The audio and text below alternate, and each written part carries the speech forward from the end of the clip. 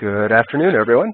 This is Mark Dirks, and on behalf of ACRL and Choice, I'd like to welcome you to today's program, Quantitative Reporting on Digital Collections, which is sponsored by Accessible Archives and Unlimited Priorities, the exclusive sales agents for Accessible Archives. Today's discussion is one in a series of sponsored webinars from ACRL and Choice that addresses new ideas, developments, and products of interest to the academic library community.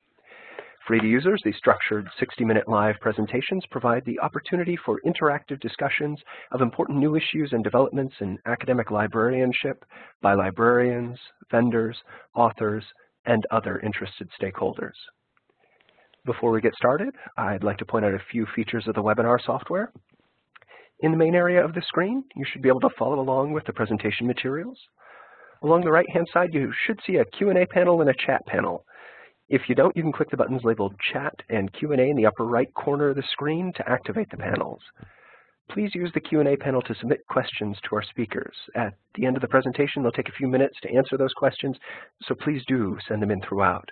And if you experience any technical issues, that's what the chat panel is for. Please use that to let me know, and I'll troubleshoot the issue with you privately. Today, we are using the hashtag ACRL Choice webinars during the event. So if you have another screen handy, feel free to shout out to us. We're at choice_reviews on Twitter. Also note that we are recording today's program, and everyone who registered should receive a follow-up email with a link to the archived version. And our speakers today are Stuart Maxwell and Lorraine Estelle. As the Vice President of Business Development for Scholarly IQ, Stuart Maxwell is responsible for shaping the client, sales, and marketing strategies for the academic publishing market's leading data management, integration, and analytics specialist, Scholarly IQ, at www.scholarlyiq.com. With over 10 years in digital media, Stuart has worked with leading analytics companies and was instrumental in the setup of the validation and auditing requirements for Project Counter during his time at ABCE. Stuart brings the experience of a broad range of clients together, from leading media organizations such as BBC and News International through to academic publishers, including the American Institute of Physics and Elsevier. Lorraine Estelle is the Counter Project Director, where she is committed to improving the utility of usage metrics. Lorraine is experienced in the information industry with a background in libraries, consortia, shared services, vendors, and publishers. She's managed and conducted a wide range of projects with an interest in new business models for electronic information resources. She directed the development of several national shared services in the UK, including JISC collections and the journal's usage statistics portal. Lorraine is also co-editor of Insights, the UKSG journal, and a member of the UKSG main committee. And just to say a few words here at the beginning, I'm also very pleased to welcome Iris Haney from Unlimited Priorities and Accessible Archives. Thank you so much. I just want to thank everybody for attending. I'm delighted to see the interest in Counter, of course.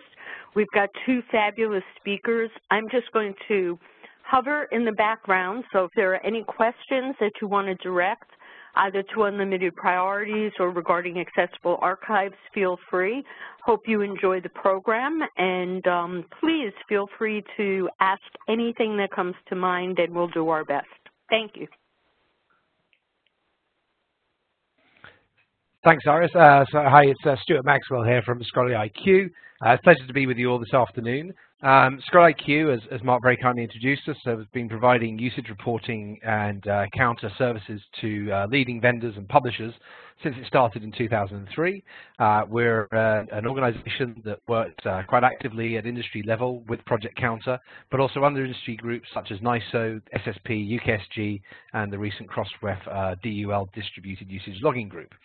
So here for the sort of first introduction, what we're going to look at is kind of where Counter comes from, what its role is, and why standards are important. And then Lorraine is going to take us through some of the latest releases that is coming into the Code of Practice that has now been ratified for Counter Release 5. And following that, a quick overview of the changes also to Sushi, which is the harvesting protocol, and then we'll give you a sneak preview about how the reporting interfaces are going to change with these changes to Counter Release 5, which will give more flexible, interactive environments for librarians to pull their reports from. And then we're going to have some time towards the end for some questions from you all as well. So please post in the Q&A and we can respond to those. So first of all, Counter. Counter is an industry-led standard representative from both librarians and then also from the publisher vendors to get a common standard and agreed code of practice about what can be counted and what should be counted and how it also should be represented. These data are designed to be transparent, and Counter's strapline for this is that it is consistent, both over time and cross-publisher. It's credible in that it is a set standard that is agreed by the industry and for the industry, and this is an audited check to that code of practice. And then it is comparable over time as well, so that librarians can know they're comparing sort of apples with apples, so to speak, when looking at these. We use coded practices standards, weights and measures across most of what we do, and very much when judging subscriptions and value for those, having the criteria agreed by Counter enables us to do this. So the code of practice, what we're looking at here, as the title suggests, is about quantitative measurements. So when we look at quantitative measurements, these are the sort of absolute count of activity as recorded, but from a vendor, from a publisher, that are recorded in relation to usage. So slightly different from qualitative or research, where you take a sample-based approach to understand usage. What we're looking at here is a practice for counting the total activity from a librarians, from a universities, from some institutions, user group, and what can be reported against them, and hence ensuring that vendors and publishers are meeting requirements and are comparable in that way.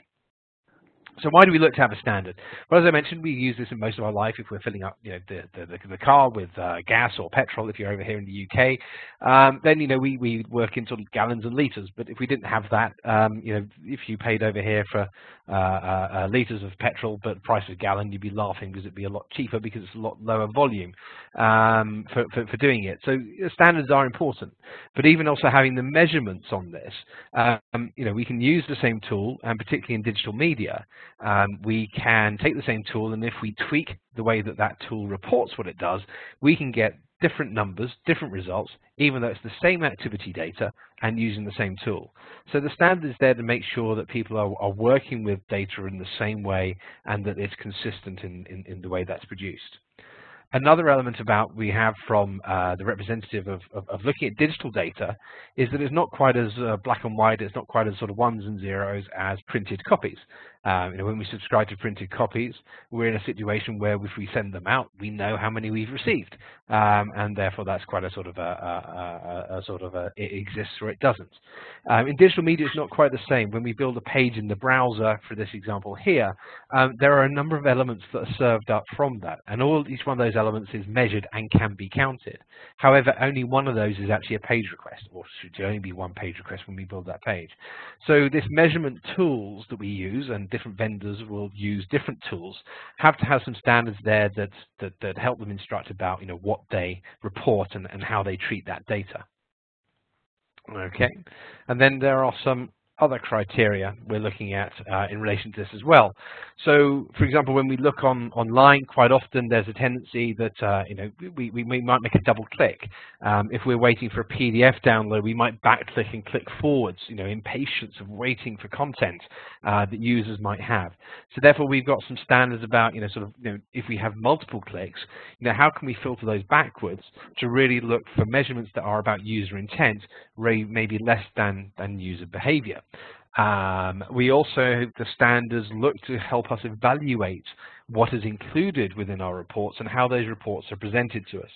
We know that librarians when looking through evaluations, have a large number of subscriptions and a large number of relationships with those providers. And munging and pulling all that data together to make it comparable, if they come in different formats and different layouts and different file types, it is really quite a workload to start to rectify that and resolve it into a single report and a single view for activity from your user base. So the counter standard is also about that layout, that format of the reports and how we do those. So Counter, as I mentioned, was developed to provide this service to librarians to give them confidence and trust that the numbers they're working with and the numbers they're presented with are consistent and are met to those standards. It allows them to look at cross-publisher statistics and make them comparable so they can judge like for like. And from this, one of the key metrics that librarians will look at is the cost per download.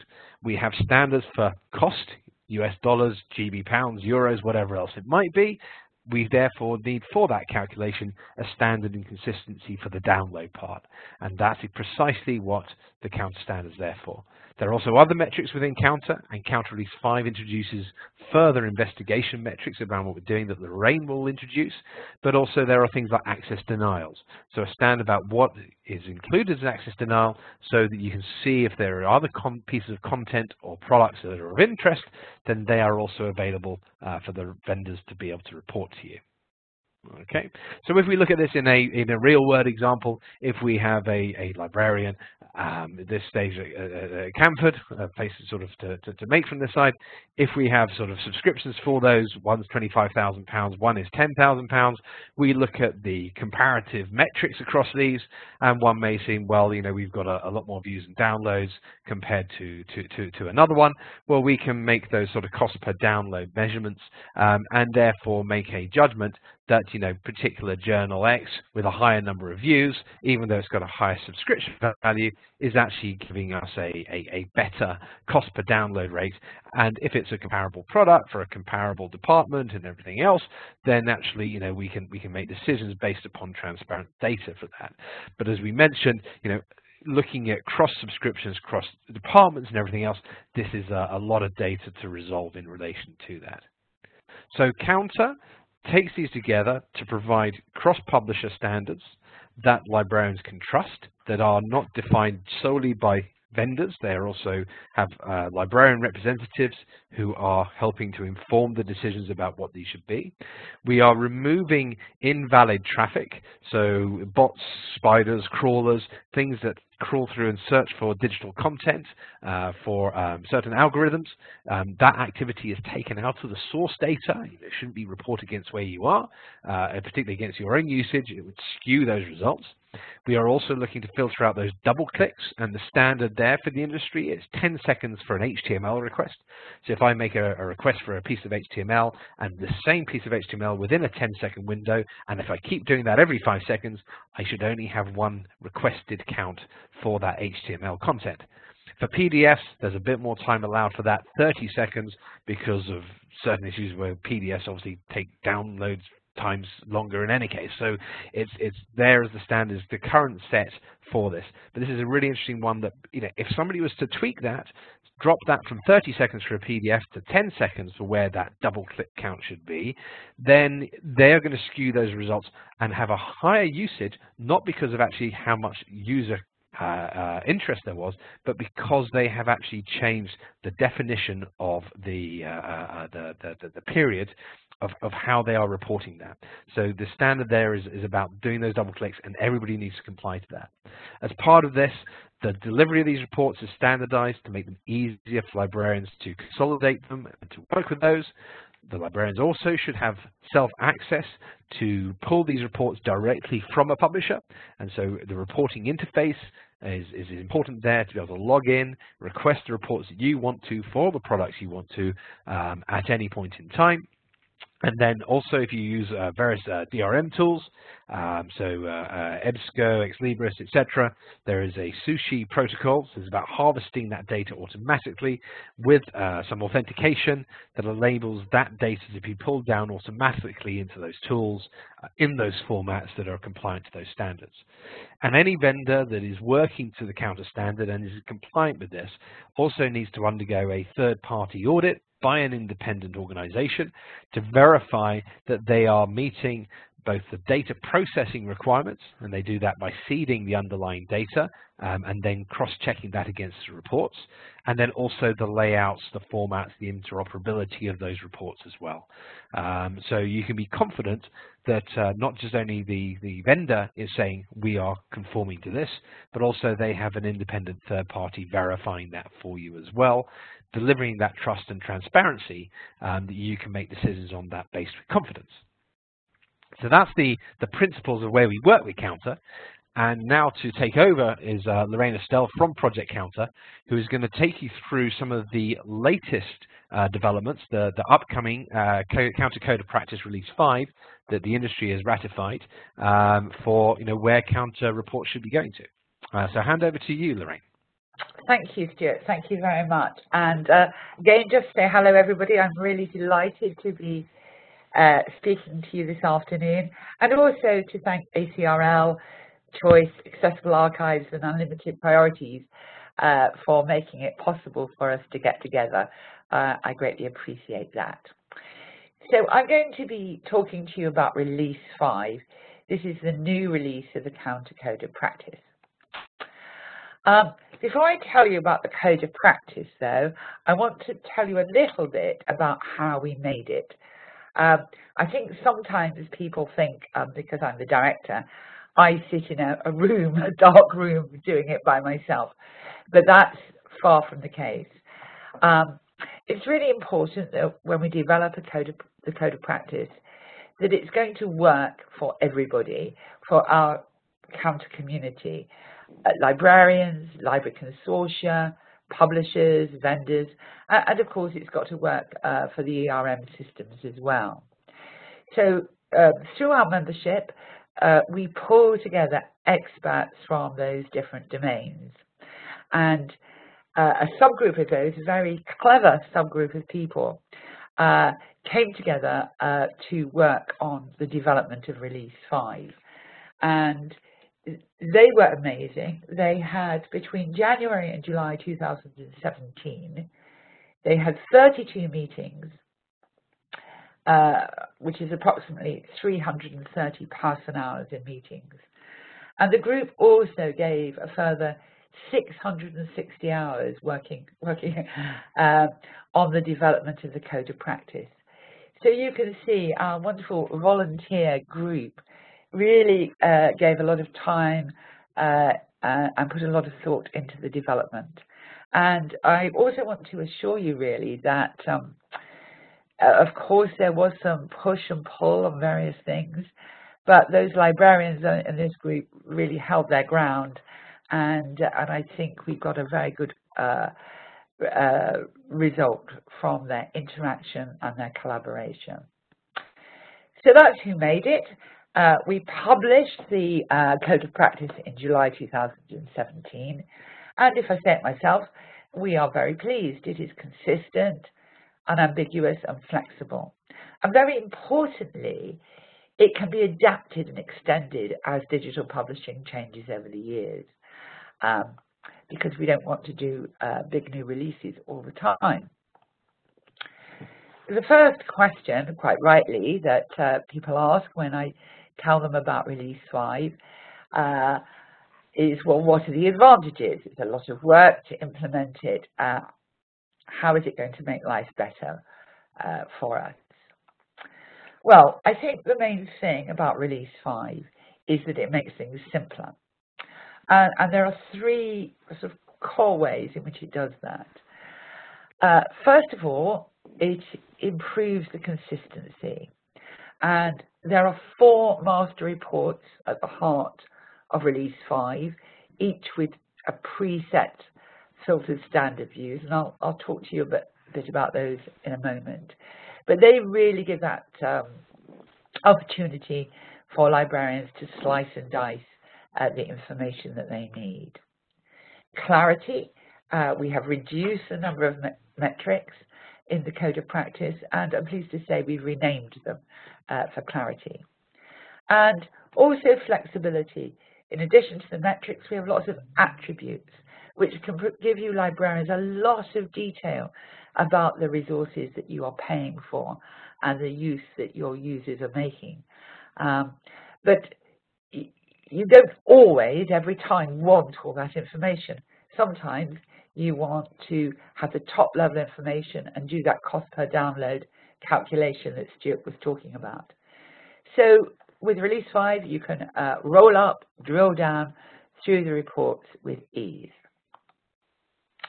As I said, we have 4 master reports at the heart of Counter 5: platform master reports, database master reports, title master reports, and the title is when we're talking about books, journals, etc., and item master reports when we're delving down below the title.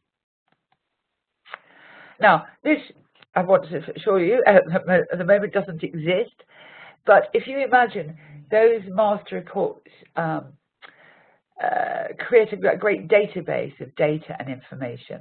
And this is the sort of interface that a vendor or publisher can build to put on top of that database so that you can do that sort of drilling down and discover the information you are interested in.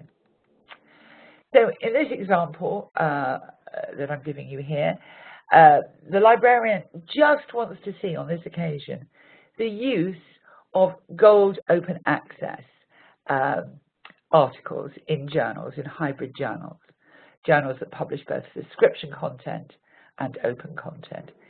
So you can see here, they've put in the date range, the metric types, the requests, the data type, journals obviously, and they're interested in gold open access. So just a little quick example of how you can drill down to get different types of information. Now, the master reports are very rich in information, but sometimes you won't want all that. You will want that quick top-level view.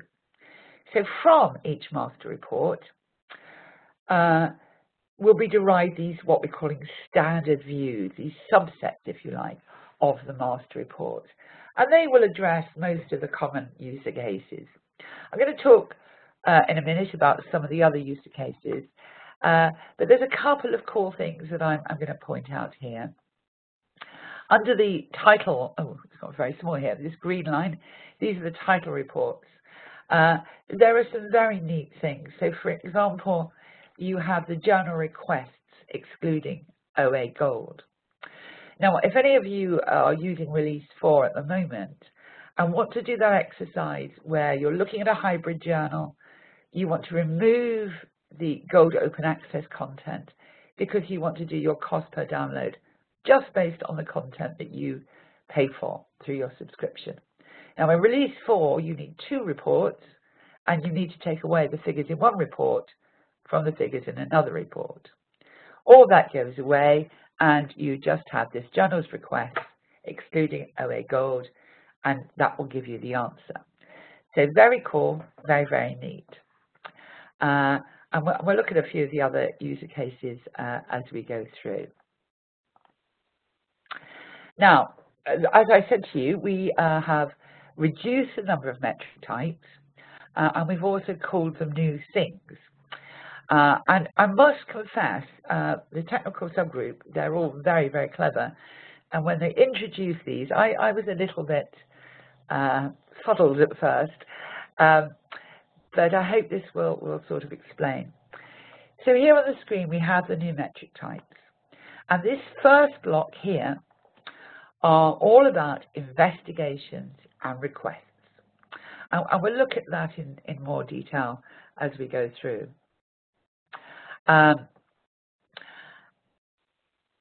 We also have, for the databases and so on, the searches. They're more self-explanatory: regular, federated, automated platform search. And then for the turnaway or denial reports, we have 2 metrics: no license. A user is trying to get to content for which you have no license, but also limit exceeded, and that relates to where you have a license that has a concurrency limit. So more of your users are trying to get to that content than you have a license for. But let's go back and look at these new investigations and requests. What we're really interested in, as Stuart was saying in Counter, is telling you what your users are doing. We're excluding robotic use and other use, and we want to give you the picture of what the users are doing and the value they are deriving from the content you make available to them. And that is why we have developed these two new metrics. So a user may be on a platform and they may be investigating content, looking for the content that will support their research or their studies. So they may view an abstract, they may view HTML4 text, they may view an article. All those things are about the user investigating content. But some of those investigations we want to know a bit more about, particularly when we're evaluating. We want to know what they actually requested.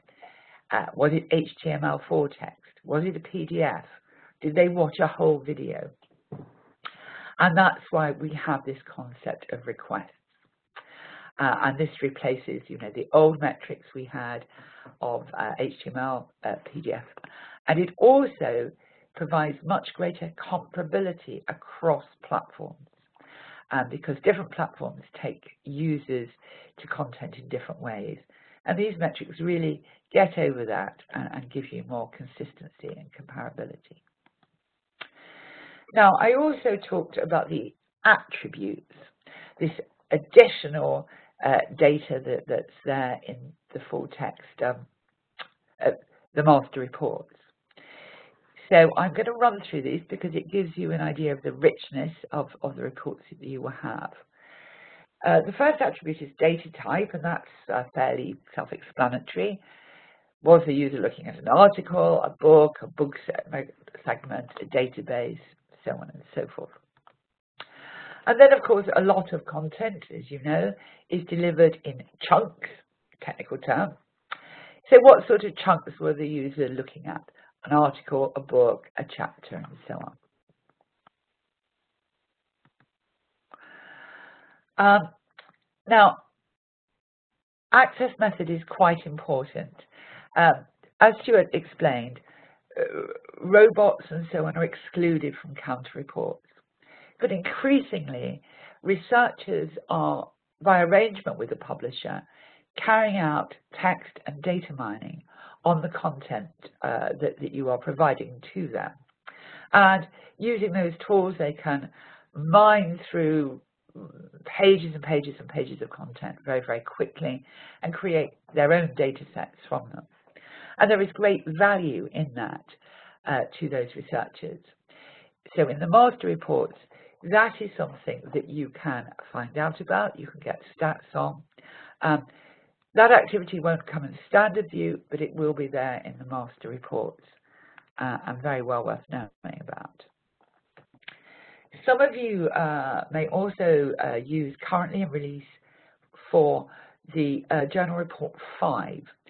And that's a very important report because if you have journal content from a publisher, you may well have two licenses.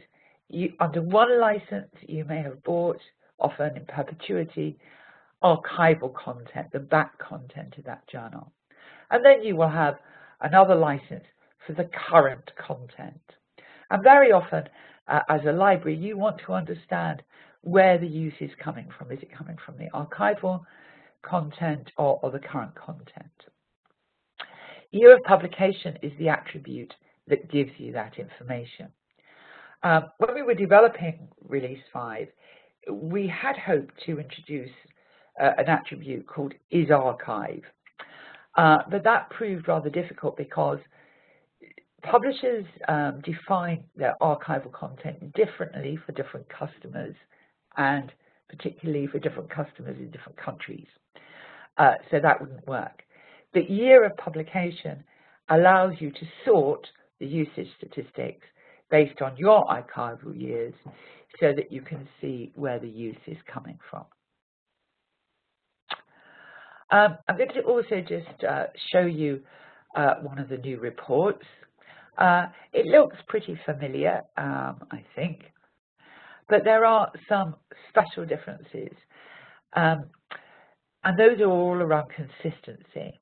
And that's very important, not only when we're using Excel and so on, but more particularly when we're using Sushi to harvest reports for us in an automated way.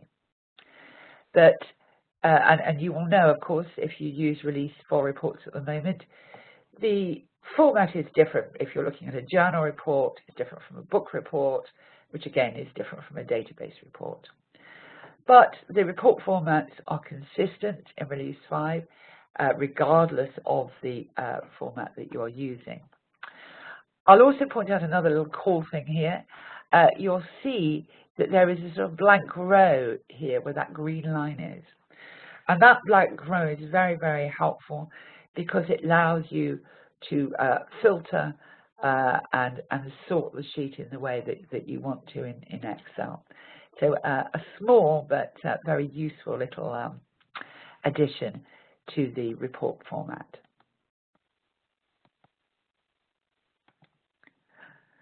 Now, I'm not going to talk a great deal about Sushi. I'm relieved to say, because it's all quite complicated. Stuart is going to do that. But I just want to mention that part of the development of Release 5 is also the development of a new type of Sushi. Sushi is the protocol that allows for the automated harvesting of reports. Very important for some libraries and very important for library consortia. As I say, it's quite technical, but those that do know that I've spoken to about it, the developers, are very pleased with this development. So now I'm going to look at a couple of those user cases that you can use Release 5 to answer. As I say, we've already looked at the journals, how you can use those standard views for cost per download calculations.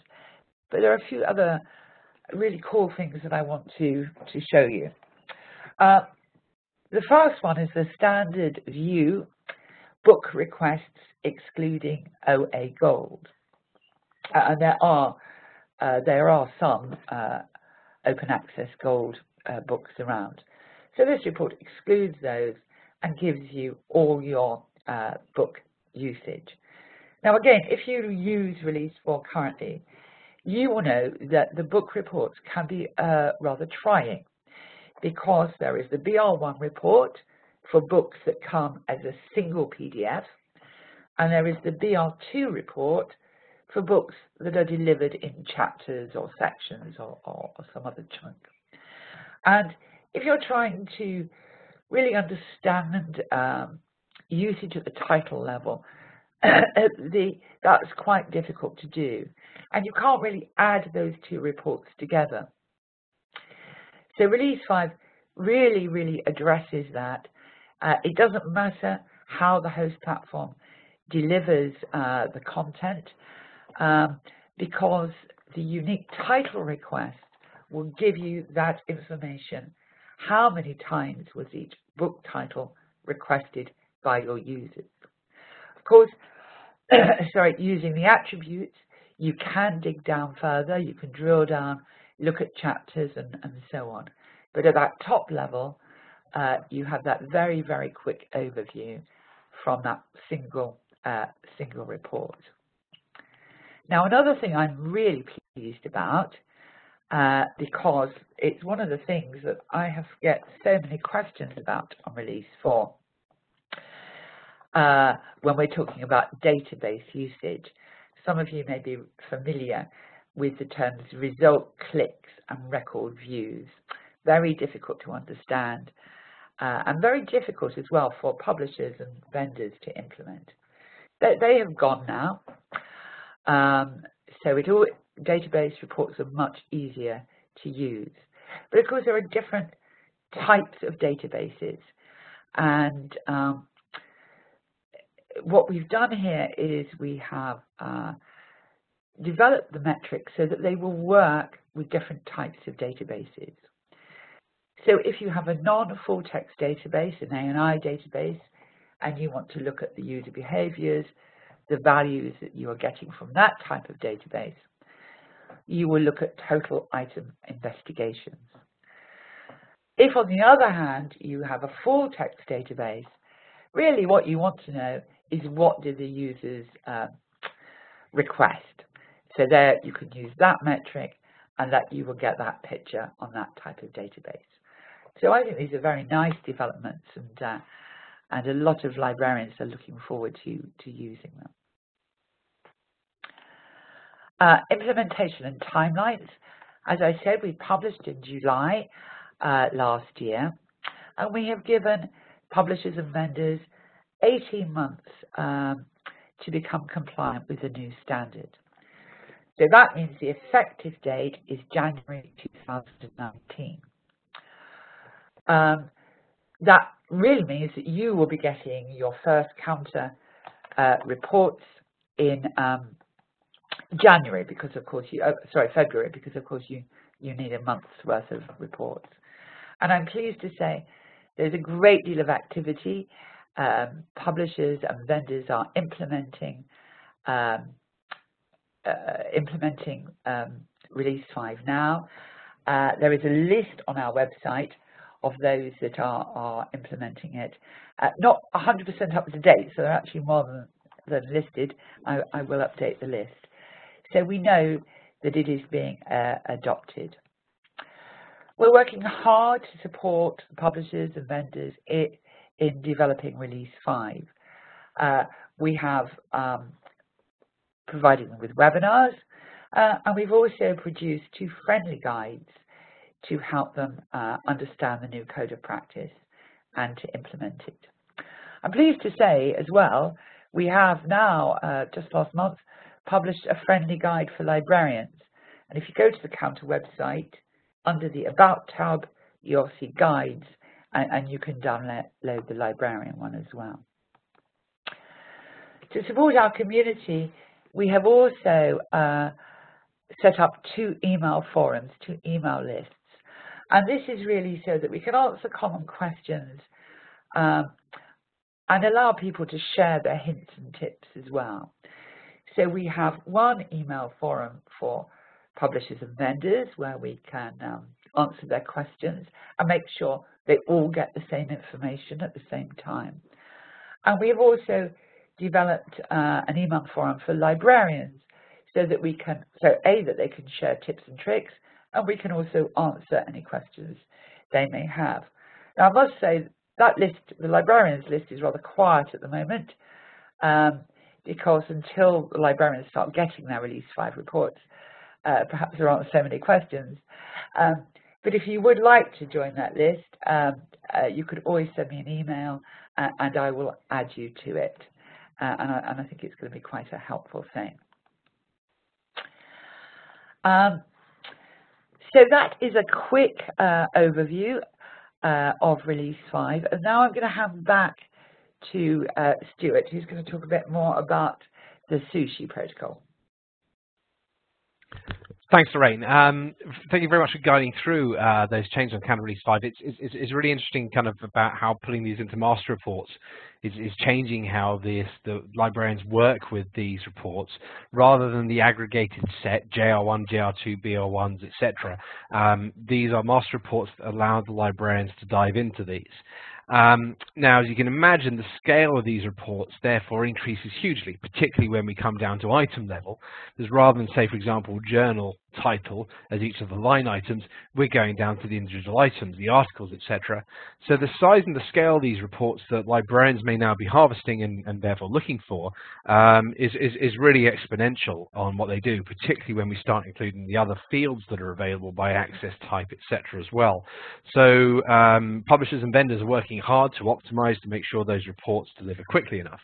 And one of the changes that NISO have made, so NISO, the National Information Standards Organization, that governs the standard for Sushi, has changed from using an XML protocol for harvesting these usage statistics to a JSON-based request system. And essentially kind of what the biggest advantage of this is that JSON enables snippets of these reports to be delivered. And because it can break it up into these chunks, it means that you, the Sushi tools, can request these much larger reports and plug them into the ERM tools and make that harvesting a lot easier. Through XML, the size of some of these reports would be really quite different, and probably, if you're waiting for those, more likely for those systems to time out and sort of crash. So at Scholarly IQ, we work actively in NISO with these groups and maintain interoperability with the ERM tools, so that authentication, you can pull those reports through with confidence. And again, there, the layout, the format of those reports is very much, again, so that they can pull these master reports with all the data, with the correct fields, etc., into place. So there's going to be a lot more the librarians are going to be able to pull out from this data, being confident that the underlying data is working for them. But the other side as well, as part of the requirements here, is that the librarians should be able to go in and request their reports whenever they want to. So each vendor should have a portal interface.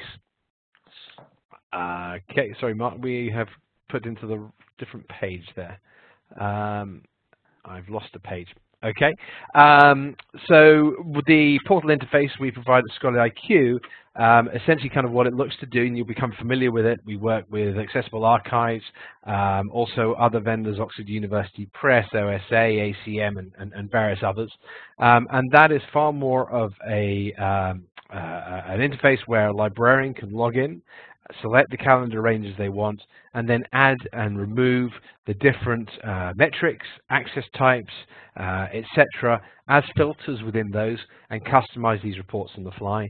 There are further functions in that, such as setting up Sushi protocols, or organizing by different formats, etc. Okay, so it looks like, unfortunately, we dropped a slide for that last view through from that. So hello, Mark. Hello, Stuart. Give me just a moment and I will pull that up for you. All right? That'd be useful, yeah. I think it would be beneficial, hopefully, for you all to see the kind of environment you'll now be working with. On count of 4 reports, as I mentioned, you have the date selection and then which count report you're looking at, and it will then have the drop down of JR1, JR2, BR1, BR2, database report, etc. And it serves it up as a file with the various different sort of columns and line items for you, but it's very much set in that way. With all these changes, here we are on counter release 5, there's a lot more flexibility here. So when Lorraine gave you the screenshot from sort of an Excel spreadsheet of a counter download report, the idea is that this reporting interface is replicating that, but with the flexibility to kind of chop and change it online. So what we look at is kind of normal navigation through a sort of toolbar at the top. So which reports am I after? Am I open to open a discovery panel to apply filters and metrics on the right-hand side? Do I want to do some sort of more advanced sort of customization of these? Taking the date range, the counter reports are arranged in monthly sets of data, so released by the 15th of the following month. And so from this, you can select which months you want to be included within the report that you're looking for. And then in this system, having a sort of a finding system where you will find those counter reports underneath that. And part of the transition from counter release 4 to counter release 5 is a period where librarians are going to be required to provide both counter 4 versions and counter 5 versions of these reports between January and April 2019. So there's a transition which both are going to be provided there. So a librarian can essentially sort of pick from their report which one they're looking for, whether it's version 4 or version 5. That will then deliver up in the top the title of the report, and as we can see here, we have those access methods, types, attributes, data types, etc., the metric types, and it will list all those that are included in the report underneath. Now, if a librarian chooses to remove that, so say, for example, I want to take OA Gold, so I only want to see controlled usage from controlled content, from that access, then if I click on that metric, it'll allow me that option to remove that, and it will take all those items out of the report that's underlying it. Again, if I wanted to look at something which was rather than a master report looking across all products, and I only want to look at that in relation to journals or books, I would take out each of these other items, that allow me to filter that to say, okay, only show me this for books. And therefore I get more of a replication of the book type reports rather than the master reports that include everything. But this way, a vendor can present a whole picture of the investigations and the requests against all different sort of product types, and the librarian will now have the control to say which parts they want to be including within the reports they're reviewing or not. Of course, this comes very much with a caveat that when we're looking at these reports from a librarian perspective, that we are seeing which of these items are included within the current report. Because if we look at a total line item, and if one report we've taken out some of these filters and some of them we haven't, then we're not necessarily going to have that in a comparable way. So if we come up and we download these reports into a CSV file to then look at it offline, these items at the top here will also be downloaded as per a normal counter report if it's provided in the release 4 versions. So it's within those top fields in the same way, in the same layout, in the same format. So it's a nice, clear check for a librarian to make sure that they are looking at comparable reports and comparable source data. So this is what you're going to be starting to see coming through as the vendors migrate to Release 5.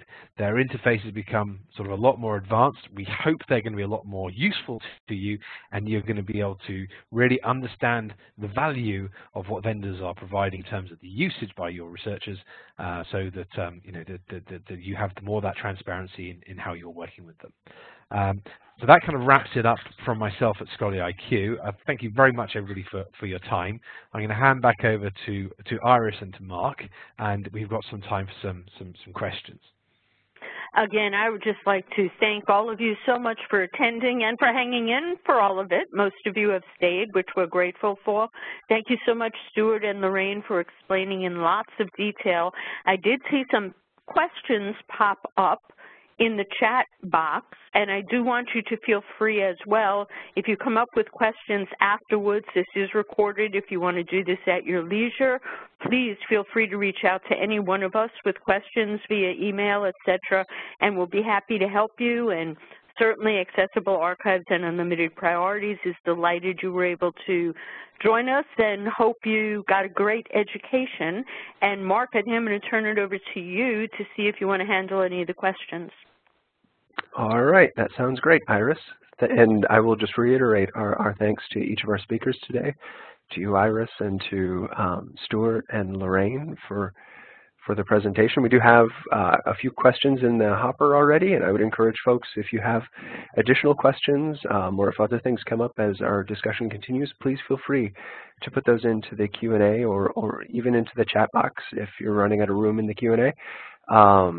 And we will get to as many of those as we have time for. So without any further additional babbling on my part, we've got a question here from Christina, which came in a little bit earlier in the program. And Christina asks, so will database vendors begin to provide access to Counter 5 reports, or will they continue Counter 4? And what about a mixture of Counter 4 and 5 data from different vendors? How comparable will the Counter 4 and Counter 5 reports be?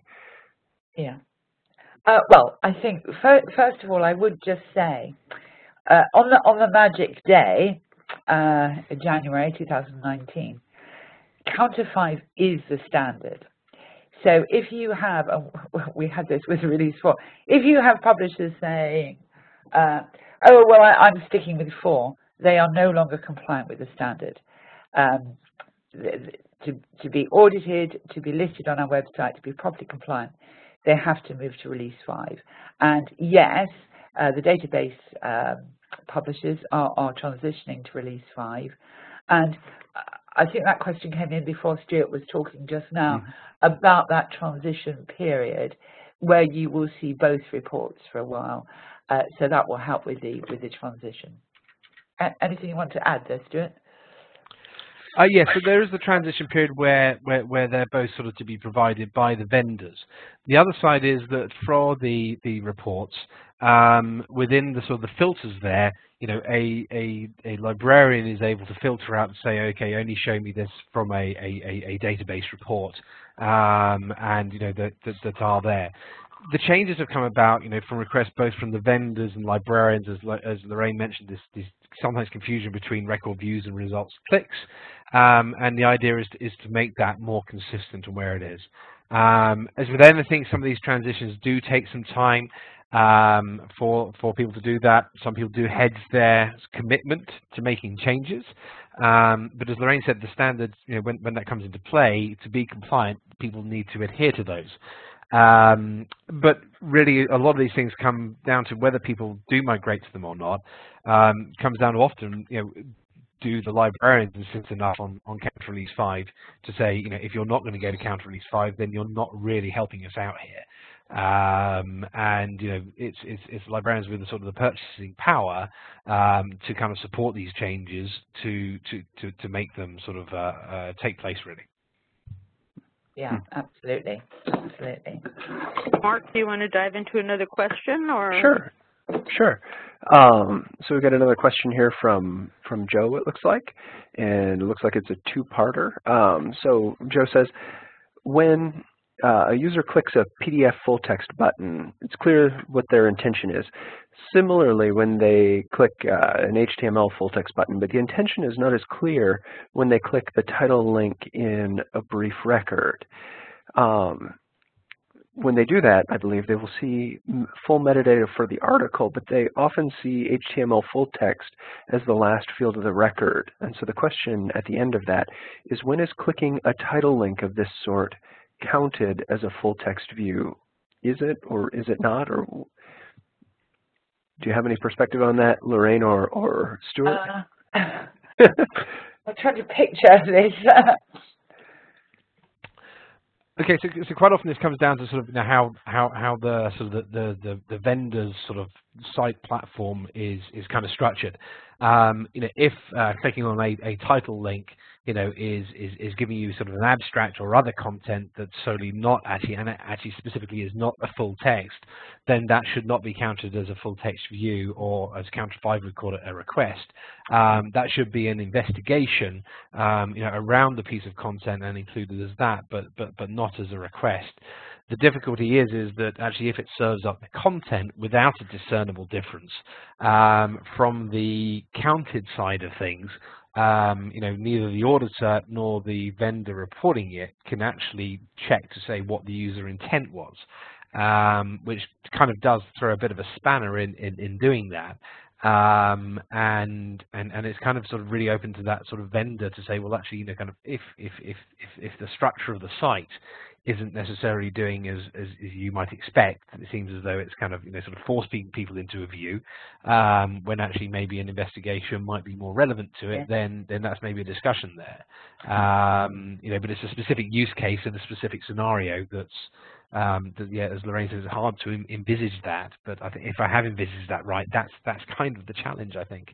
I think also, Stuart, we should also mention a PDF full text and an HTML in the same session can't both be requests. Okay, yes. I just want to ask Mark, I'm noticing under chat there are probably about 6 to 8 questions residing there. Yep. I don't know, frankly, if we're going to have time, because everybody has been so gracious and giving us almost an hour of their time. I don't know if we're going to have time to get through them all. Will we be able to save them and email blast answers to those questions? What we can do is we can record those questions and follow up, yes, after the webinar, certainly. Yes. I think what I should do, though, is answer. There is a question about a couple of particular publishers, ProQuest, Taylor & Francis. Yes, they're not on our list yet, but they are, and I must update that list, but they are working on the implementation. So don't worry about them. They're going to be fine. Okay. Yeah, and to continue through with maybe a few of the questions from the chat that have come through. We've got a question here, and maybe you have this handy, Lorraine, maybe not. I can do a bit of follow-up after the webinar to find this. If so, we've got a question from Lady Jane, which says, could you give us the URL to the librarian's friendly guide to COP5? What I will do, Mark, is I will send it to you. Can I send it to you? Absolutely. Yep. Because I tried to put something in the chat box. Oh no, maybe I can. I'll see if I can get it for you. Okay. Yeah, that would be very handy. You know, there was also one other question that I thought was very interesting because it's becoming more and more relevant in our world, talking about videos. That is counter data available to distinguish between watching the whole video or watching only 5 minutes, and that came from Deborah. And I think that's an interesting question as well. Absolutely. Yeah, so from the point of view of sort of online statistics and reporting and those kind of areas, yes, you know, you can sort of, you know, fire tags to be sure that sort of people are watching all the way to the end of the video. The thing is that we are also talking about requests here, so kind of watching a whole video, you know, asking that is similar to actually asking, okay, if someone has downloaded an article or a piece of content, have they read the whole thing? You know, we're looking at sort of the requests as far as the counter data is concerned. So therefore, requests for the video is sort of the standard sort of metrics that are applied there, and that's sort of what counter looks at. There are, you know, sort of technologies that enable you to do that, but it's not part of the requirements on the metrics to validate that total sort of video time has been seen, audio has all been listened to, or article or book has been completely read. I hope that helps in a way. And there's another question here, which I'm very curious about as well, from David Brennan, that says, does the TDM also include access via discovery layers? The TDM, the text and data mining? I believe that's the case, yeah. Yeah. Usually the text and data mining is arranged between the publisher and the researcher, so I don't think they would come in that way. They probably have a special setup to get in, or well, indeed for their robots to get in and do the text and data mining. So I don't think so. Stuart, this one may be for you. It's from Scott Lanning. I haven't had any luck with Sushi clients so far. What client do you recommend, and where can I find it? Yeah, okay, no, that's understandable. And there are sort of the sort of standards that are there, and we test our sort of Sushi services to be interoperable with, you know, EBSCO, Ex Libris, ProQuest, Pen, you know, all the kind of sort of the usual suspects that you look for from it. I guess this depends on kind of, you know, what your Sushi sort of issues are, Scott. Again, you know, happy for you to email me, Stuart, stuart.maxwell@scholarlyiq.com. We can help on that one. If there are specific issues there, also get in touch with NISO, you know, the working group there. The whole thing is about this data being interoperable, so that, you know, these stats can be harvested automatically and make this work for you. At Scholarly IQ, we don't have too many issues of people sort of once they're set up having issues with it, with other Sushi clients for harvesting it. But you know, if there are specific issues that are happening there, you know, perhaps you might be able to help offline with that, or feed through to NISO if there's some specific issues that are occurring. It'd be great to hear and get your help with that.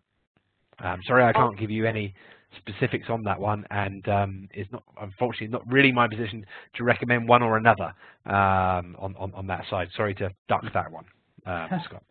Well, also keep in mind that this has been recorded. I think Mark has agreed to post this on website, and you'll also be able to have access to it through accessible archives and unlimited priorities, and our emails are all present here.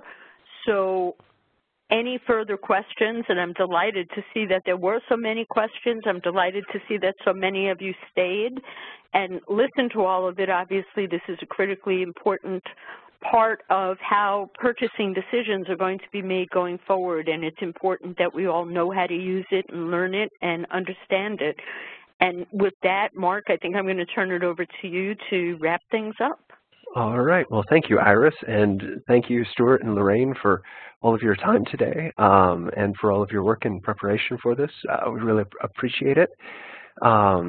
I would just also remind all of the viewers that are out there with us today that we did, in fact, record the program. So be on the lookout for a follow-up email probably tomorrow morning from ACRL and Choice with a link to that recording.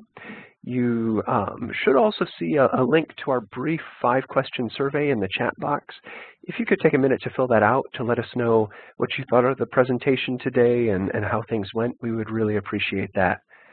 So with that, I'll just say thanks to all of you out there for joining us today. I hope you enjoyed the session and that you learned a lot, and I hope you all have a great rest of your day. Thank you. Cheers, everyone, and thanks so much for the late guys in the UK. We really appreciate it. Thank you so much. No problem.